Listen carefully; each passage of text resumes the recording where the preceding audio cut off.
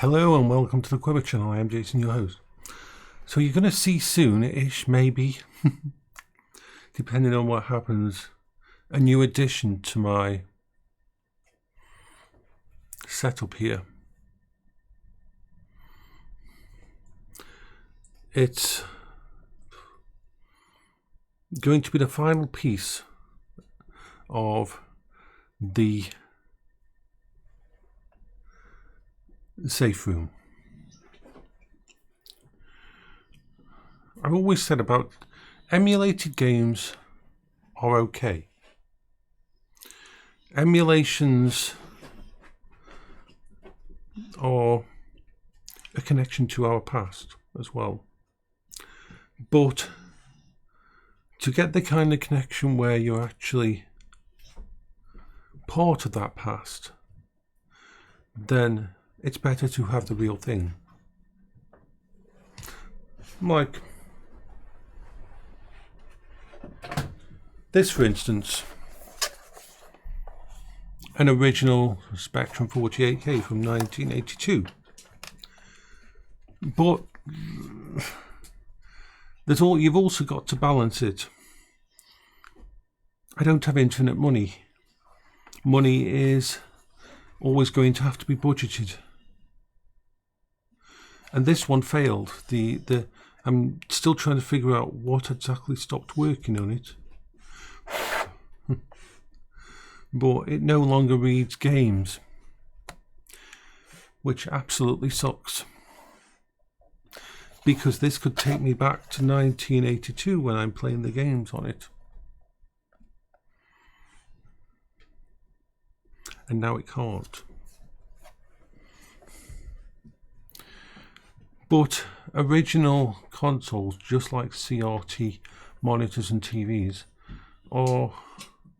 I mean, the one CRT I've got still works, and that only cost me £15 off Amazon, off Facebook Marketplace.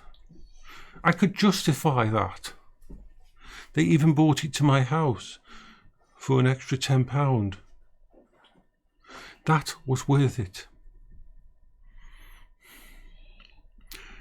But when I'm looking for the final part that will complete my retro years, the one part that I don't have is a arcade machine. And for anybody who grew up in the 70s and 80s, you know the sounds, you know the feel of the joysticks, you know the being in front of something like that and using it.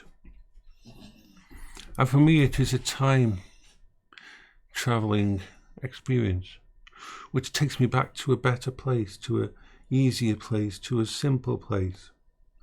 But I cannot afford to buy a original, because I'd need an original one that had been professionally refurbished, recapped, the CRT redone, and everything on it was working.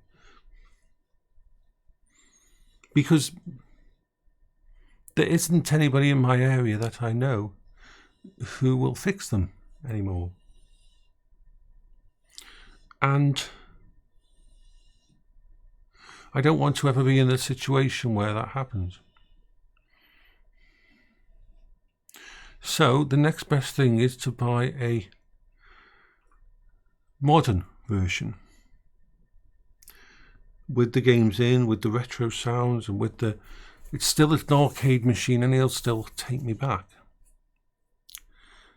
But then you've got the problem that I can't have a full-size machine. I've got nowhere to fit a full-size arcade machine. Now this set of tables here that I've got here, that I've put out here, I could dismantle one again and put it under my bed. That would leave room for an arcade machine just there. Be brilliant. But then you've got the thing of getting an arcade machine from downstairs up my narrow staircase into this room and set up there.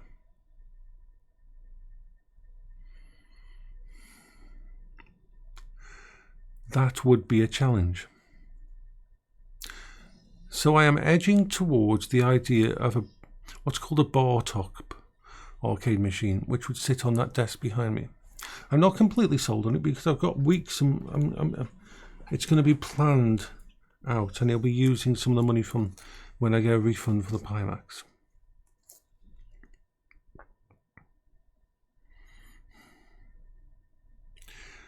And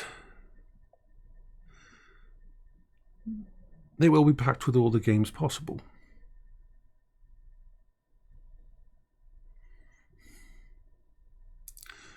Now, this is going to be a big thing if I get this. So the choices are, there's twofold choices. There's the bar top one, which will just sit on this part here, facing out here, and I'll be able to sit here and use it. Or we remove this table and the bits and pieces from here. We keep this table here next to it, and that will have the the PS2 on and that, so it doesn't need to go on this table. So this table could be removed, and if I can find a company that will deliver a full-size one and put it there, I could have it there. It would fit. It wouldn't get in the way of VR. It wouldn't get in the way of using this here. So yeah, if you see one appear here, the way I've paid for it is with the refund from the Pimax. And the way I'll fit it in is there.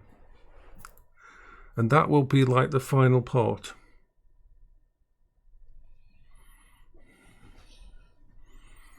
So I hope you all having a good day. I just wanted to let you know about things that are going on and things that I'm just putting together.